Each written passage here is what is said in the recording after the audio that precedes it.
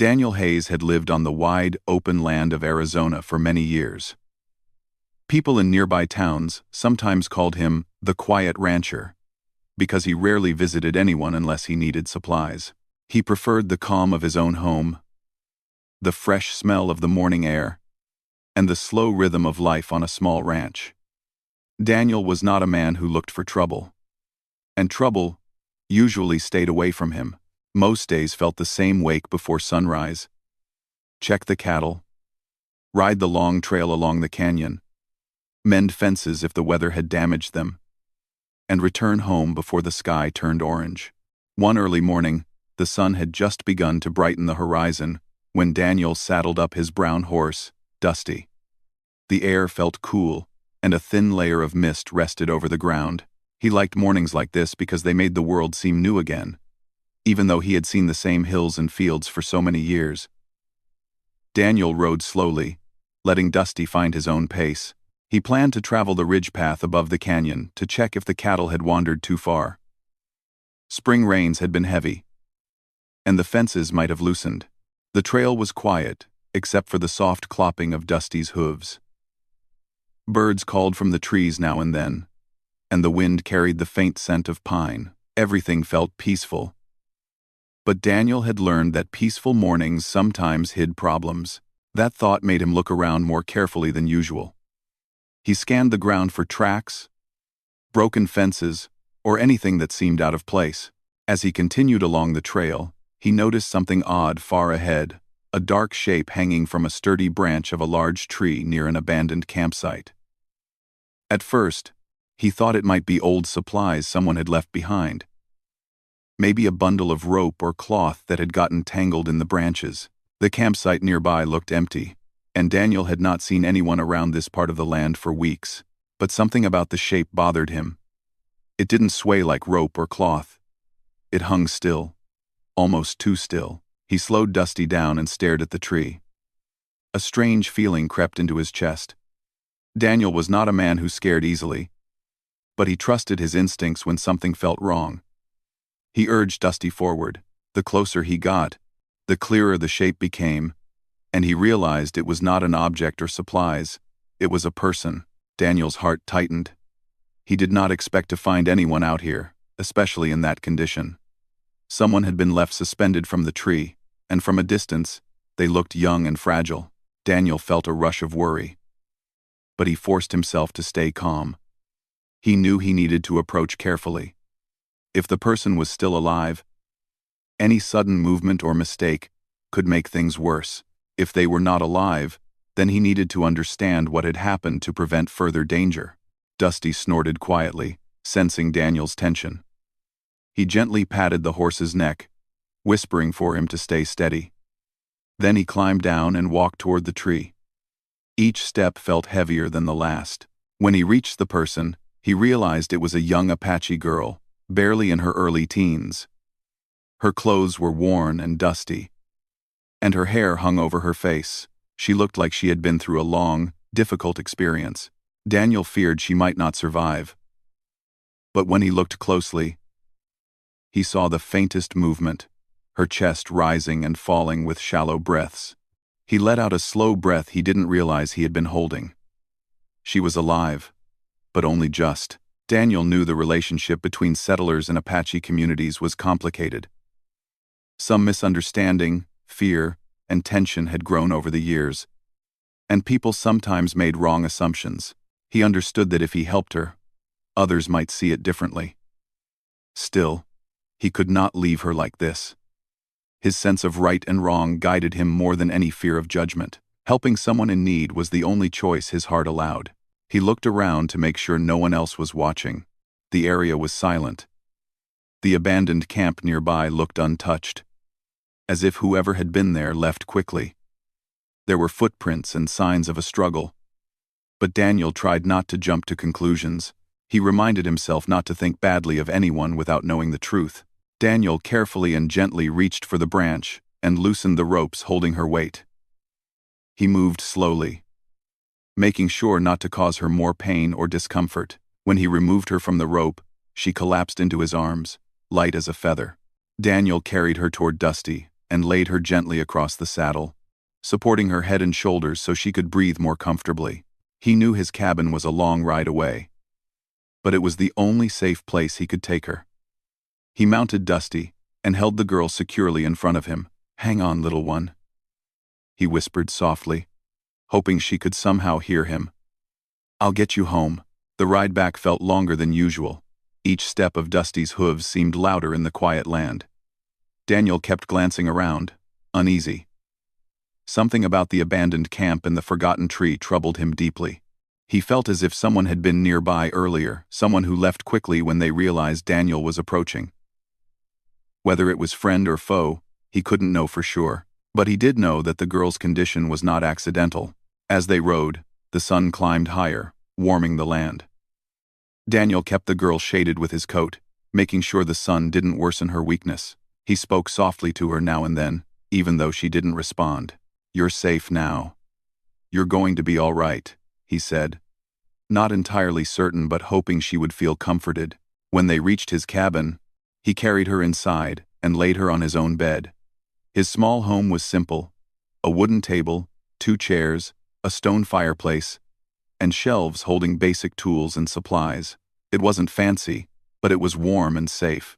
Daniel quickly fetched water and a cloth, gently cleaning the dirt from her face.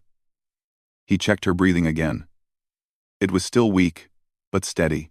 Daniel had no formal medical training, but life on the ranch had taught him enough to care for someone who was hurt or ill.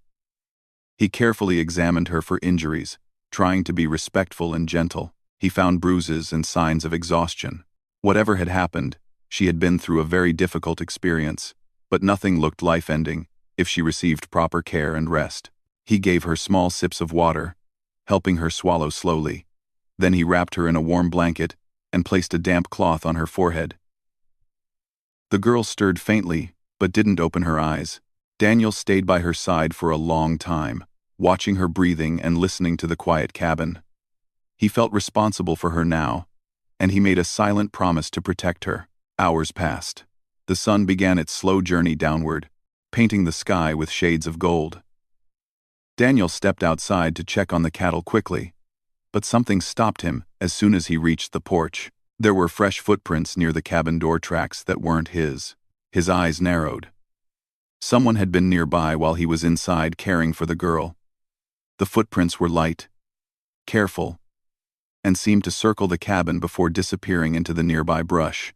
Daniel knew enough about tracking to understand that whoever made those prints was watching him, or perhaps watching the girl. A sense of unease settled in his stomach. He didn't know who the visitor had been, someone from her tribe, someone from town, or someone else entirely. But the tracks told him they weren't ready to show themselves. That alone made him uncomfortable. Daniel went back inside, checking the door and windows. The girl still rested peacefully, unaware of the world around her. Daniel looked at her and felt a mix of worry and determination. He had helped her because he believed in doing what was right, but now he could see that bringing her here might attract more danger than he expected. Still, he would not let fear make his decisions for him. He would face whatever came next. But for now, all he could do was watch over her, hoping she would wake soon and tell him who she was and what had happened. Daniel pulled up a chair beside the bed and settled in for a long night, listening to the quiet outside and wondering who might be waiting in the shadows. Daniel hardly slept that night. He sat beside the bed with his arms crossed, listening to the soft breathing of the young Apache girl he had rescued. Every time she shifted or let out a small sound, he leaned forward to see if she was waking. She didn't open her eyes, but her breathing became a little stronger as the hours passed. That small improvement gave Daniel some comfort. Outside, the night was calm. A light breeze passed through the tall grass, and the faint sound of crickets filled the silence. Normally, this peaceful atmosphere helped Daniel rest, but not tonight. His mind kept returning to the footprints he had found earlier. Someone had been near the cabin. Someone quiet, careful, and familiar enough with the land to leave barely noticeable tracks. It could have been someone searching for the girl, or someone trying to see if she survived. Daniel didn't know which, and that uncertainty kept him alert. Around dawn, When the sky slowly turned pale pink, the girl finally stirred more strongly. Her eyes fluttered open halfway before closing again. Daniel leaned forward, his voice gentle. "You're safe," he whispered. "You're in my cabin. Just rest. You're going to be all right." Her eyes opened again, a little wider this time. She looked confused at first, as if trying to understand where she was. Her gaze moved around the room, then stopped on Daniel. She tried to speak, but her voice came out too weak, so she closed her mouth and swallowed slowly. Daniel held a cup of water for her and helped her take a few careful sips. She watched him cautiously, her dark eyes studying his face. Daniel made sure to give her space. He didn't move too quickly or make her feel trapped. He wanted her to understand that he meant no harm. After a long moment, she relaxed slightly and rested her head back against the pillow. Daniel noticed her eyes drifting shut again. "Sleep if you need to," he said quietly. "I'll be right here." But she shook her head weakly. She didn't want to fall asleep again. She lifted her hands slowly, pointing to her own chest. "Nayeli," she whispered. The name came out soft and almost broken. But Daniel understood. "Nayeli," he repeated kindly. "That's a beautiful name." She gave a small, tired nod. Then she pointed toward him. Daniel understood the question even though she didn't speak it out loud. "Daniel," he said. "My name is Daniel Hayes." She tried to repeat it but only managed a faint sound before coughing softly. Daniel helped her take another sip of water. She looked grateful, though she was still clearly frightened and unsure. Daniel couldn't blame her. Waking up in a stranger's home after such a terrible experience would confuse anyone, especially someone so young. After another quiet moment, Nayeli lifted her hand again. She pointed toward the door, then drew a small circle in the air, as if trying to explain something. Daniel realized she wanted to know where they were and if the place was safe. "You're at my ranch," he said gently. "No one will hurt you here. You can rest as long as you need." Nayeli didn't fully relax at the words, but she seemed to understand that he was trying to help. She took a deep breath and looked at her own hands, studying the marks and scratches on her skin. Daniel could see how tired she was, not just physically, but emotionally too. Something heavy weighed on her heart. As the morning light grew stronger, Daniel prepared a simple meal. He didn't want to leave her alone for too long, so he cooked near the doorway to the bedroom, keeping her in sight. The smell of warm broth filled the cabin. When he brought a bowl to her, she accepted it with trembling hands. Daniel helped her eat slowly until she had enough strength to sit up on her own. Once she had eaten, she seemed more awake, though still weak. She looked around the small room again, as if trying to piece together the events that brought her there. Daniel let her take her time. He sat a few steps back, keeping a respectful distance. Finally, she pointed to the rope burns on her own wrists and shook her head firmly. She lifted her hands, palms facing up, and then slowly crossed them over her heart. Daniel could see she was trying to explain something important. "You didn't do that to yourself," Daniel said softly, understanding her meaning. "I know." She nodded, relief showing in her eyes. Then she pointed toward the window and made a sweeping motion with her arm, as if indicating people running or moving quickly. She then touched her own neck, lightly, but not in a harmful way, more like a gesture to show someone else had caused her trouble. She followed it with a small sign of fear. Daniel watched her carefully. She wasn't trying to go into details that would upset her. She simply wanted him to know she had been attacked by others. People she didn't know, or perhaps people who meant harm to her or her family. He nodded slowly. "I understand. Someone hurt you. You didn't choose this." Nayeli took a deep breath and looked relieved that she didn't have to explain more. She pointed at the window again, then made a gesture like someone putting on a hat and riding. Daniel realized she was talking about outlaws or drifters, strangers who came through the land every few months. People who didn't have a town or a home, who survived by moving from one place to another. Daniel sat quietly, letting the meaning settle in his mind. He had suspected something like this, but hearing it, even through gestures, made him more worried. If outlaws had been around, they could still be close. They might have seen him rescue Nayeli, They might even be watching the ranch right now. He forced those thoughts back and focused on her again. "You're safe here," he repeated. "No one will hurt you." For the first time, Nayeli gave him a small, grateful smile. A tired one, but still a smile. As the morning passed, she began to speak very slowly. Her English was broken and limited, but Daniel listened carefully to every word. She told him her name again, this time more clearly. She told him she lived with her family not far from the canyon. Her tribe moved with the seasons, following the land's natural cycles. Daniel already knew that Apache families lived close to nature and had deep knowledge of the land. She pointed toward the hills, showing him the direction of her home. Then her expression changed. She looked afraid again. She folded her hands together tightly and said one clear word. "Danger." Daniel felt a chill in his chest. "Danger from who?" he asked gently. Nayeli struggled to find the right words.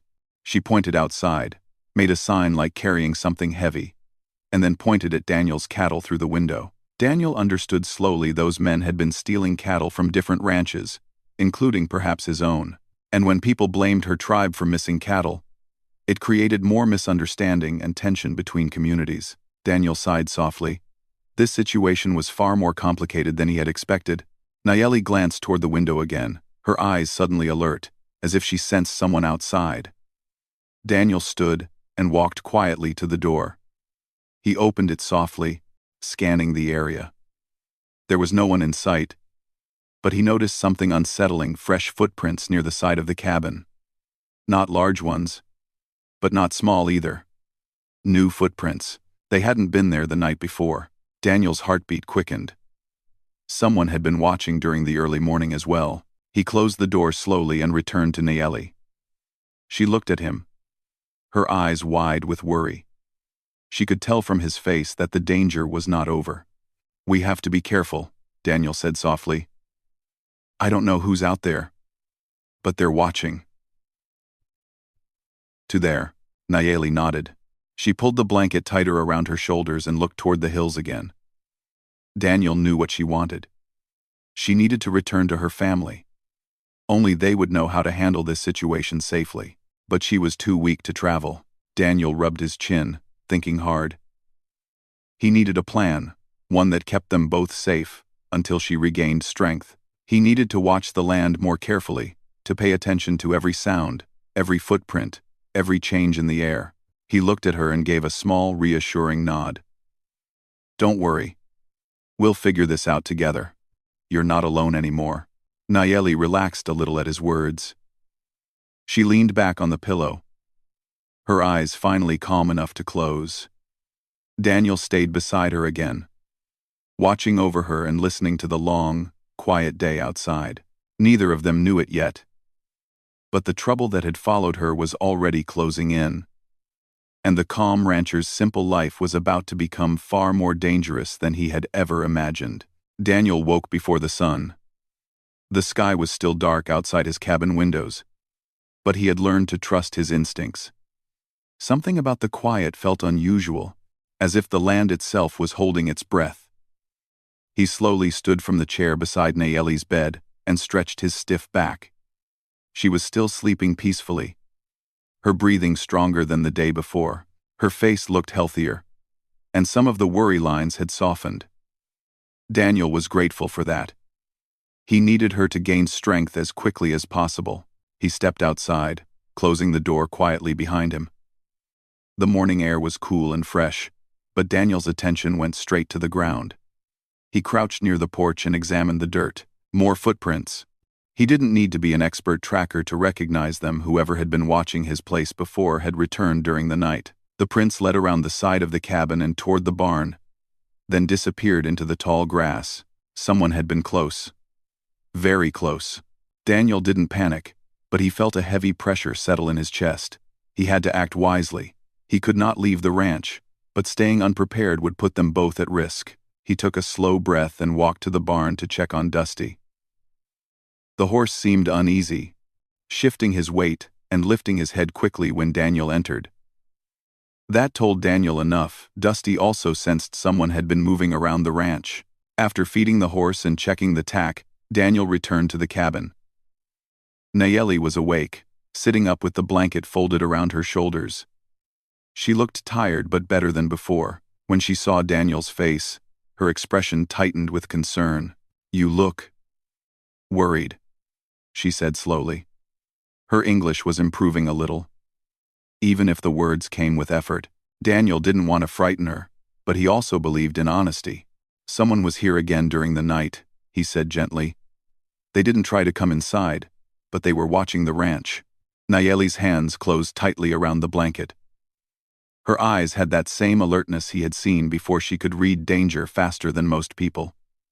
"They follow," she whispered softly. "They look for me," Daniel nodded. "I think they're the same people who hurt you. They probably don't want anyone to know what happened." Nayeli looked down at her hands, thinking. Then she lifted her eyes to Daniel with determination. "They not go away," she said. "They wait," Daniel agreed silently. Whoever these men were, they were patient. That meant they had a reason to stay nearby. The question was, what did they want? To bring her back? To hide what they had done? Or were they afraid she might tell her family about them? Daniel didn't know. But he needed a plan. His cabin was strong, but it wasn't hidden. If someone wanted to watch them, they could. He glanced around the small room, thinking of what he needed to do next. "You need rest," Daniel told her softly. "But we can't stay here forever. When you're strong enough, we'll make a plan to get you back to your family." Nayeli nodded slowly. She trusted him more now, and that trust gave Daniel confidence. She sat straighter and took a deep breath.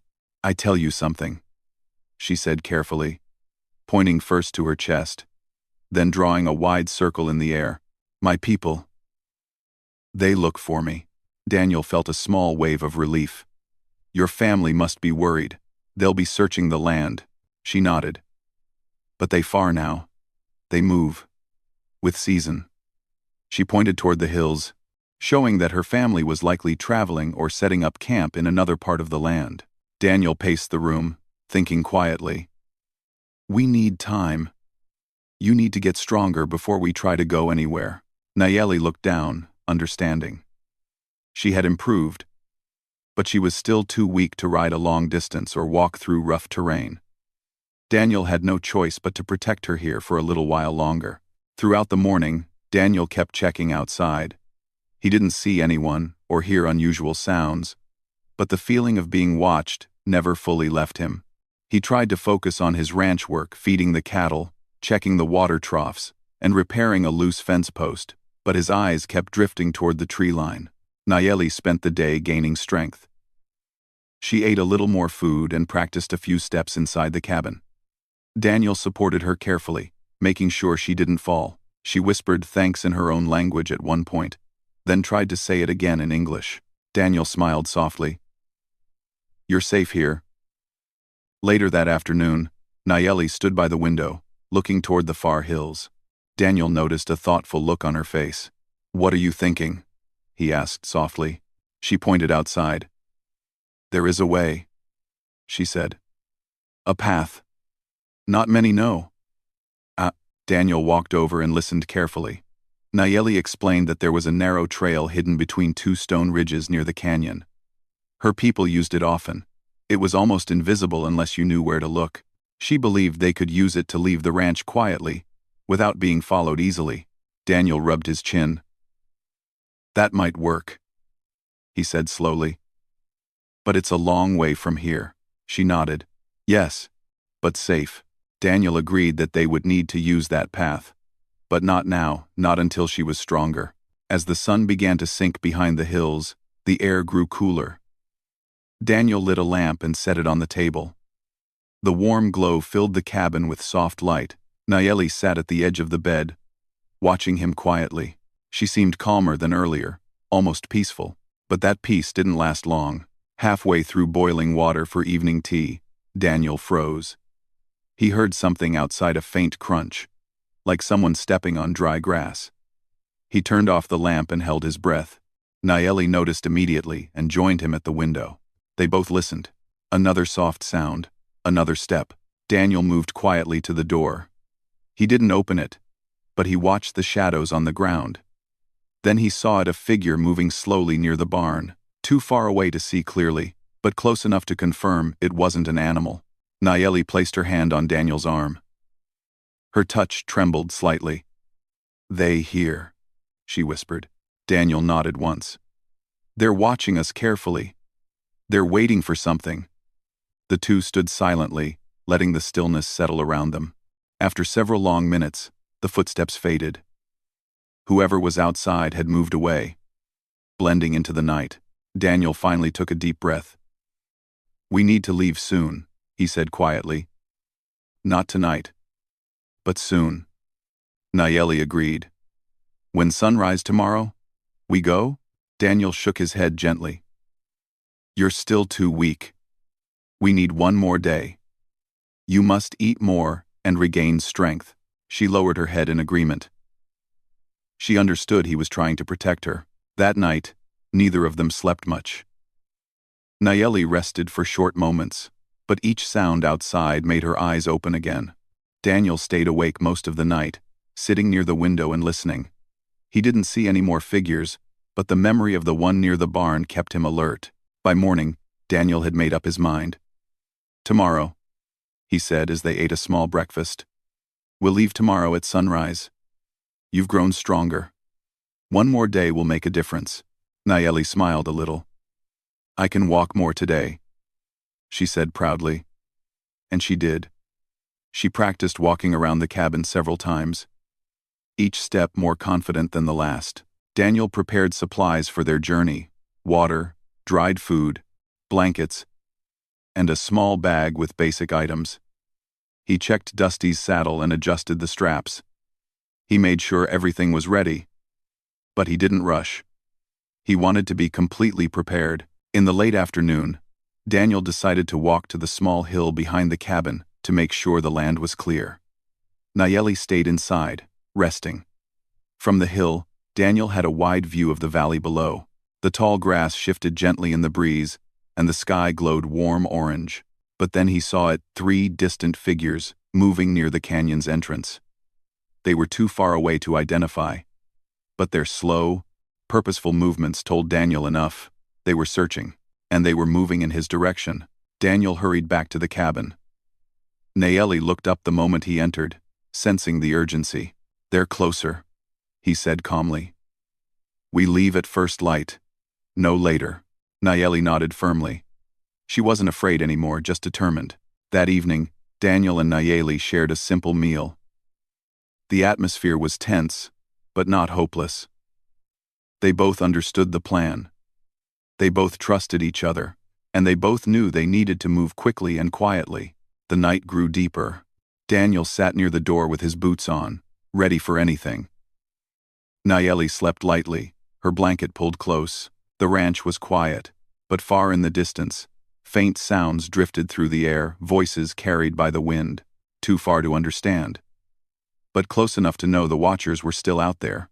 Daniel looked toward the dark horizon. Tomorrow would not be easy, but they had a plan, a hidden path, a chance to escape, and the courage to try. And as long as they stayed together, they still had hope. The morning sun rose slowly over the wide desert, spreading a warm, golden light across the quiet land. Daniel stood outside his small cabin, feeling the cool breeze move across the open space. He had slept very little. His mind carried the weight of everything that had happened. Lena's rescue, the men who had followed them, the silent fear that still hung in the air, and the strange message that a trap had been set for him long before he even met her. Lena stepped outside a moment later. Her face looked calmer, but her eyes still carried a deep sadness mixed with strength. She wrapped a blanket around her shoulders and stood beside him without speaking. They shared a long, quiet moment, just listening to the sound of the wind brushing over the dry grass. Daniel glanced at her carefully. "You feeling all right?" She nodded slowly. "Much better. And thank you. I know I say it again and again, but I mean it every time." He smiled faintly. You'd do the same for me." She did not answer, but her expression said she agreed. Daniel knew the peace would not last forever. Even though the men from the settlement had left them alone the previous night, there was no guarantee they wouldn't return. They had made their intentions clear. They believed Lena had stolen something precious from them, and they weren't planning to let it go. Daniel needed to understand the truth. She had explained little bits of her past, but he sensed that part of the puzzle was still missing, not because she didn't trust him, but because she was still trying to understand everything herself. As they walked to the barn to feed the horses, he finally spoke. "Lena, about what those men said. About a trap. What did they mean?" She paused, looking at the quiet horses behind the fence. "They think I have something I don't," she said softly. "Something important to them. Something they lost." Daniel tilted his head. "And do you?" She shook her head. "No." Then her voice lowered even more. "But someone wants them to believe I do. Someone wants trouble to follow me." Daniel stopped walking. "Who would want that?" She turned away, pulling the blanket tighter. "I don't know, but I have ideas, and none of them are good." Daniel could see fear in her eyes, not of men, not of danger, but of something deeper, something she had carried for a long time. And he realized she was not just trying to survive, she was trying to untangle something larger than either of them. After they finished their morning tasks, they sat near the fire pit behind the cabin. Lena held a small wooden carving in her hands, a design made of curves and shapes he had noticed earlier in her belongings. It looked old, maybe older than both of them. "What is that?" he asked gently. She looked at it for a long moment. "A memory," she said. "My father gave it to me before he passed. He told me it belonged to our people long ago." Daniel leaned closer, studying it without touching. "Is this what they think you took?" "No, they don't even know this exists. But someone else knows. Someone who understands the meaning of it." Daniel frowned. "Meaning?" She took a slow breath. "This is a mark of leadership," she said quietly, "a symbol of responsibility. Some think whoever carries it must guide others. But I never asked for that. I'm not sure I even want it." Daniel listened closely. "So, you think someone is trying to use you? Maybe to take control of your people?" She gave a sad, tired nod. "Yes, and the trap was not for you alone. It was for me too. They wanted me to run. They wanted me to be desperate enough to make mistakes. Because mistakes make people easier to control." Daniel sat back, absorbing her words. It made sense in a strange way. She hadn't been rescued by accident. He had walked into something much bigger without realizing it. "So what do you want to do?" he asked. Lena stared at the carving again. "I want to stop running. I want to face whoever planned this. And I want to make sure no one else gets hurt because of me." Daniel nodded slowly. "Then you won't face it alone." She looked at him with surprise. "Why? You owe me nothing. This is not your fight." "Maybe not," Daniel replied. "But I can't walk away now. Not after everything. And besides, I believe you. That matters." Her eyes softened, and for the first time, he saw hope in them. They spent the rest of the morning preparing supplies. Daniel checked his horses, packed food, filled water bags, and made sure they had everything they might need for a long journey. Lena organized her few belongings and wrapped the small wooden carving in cloth to protect it. Their plan was simple.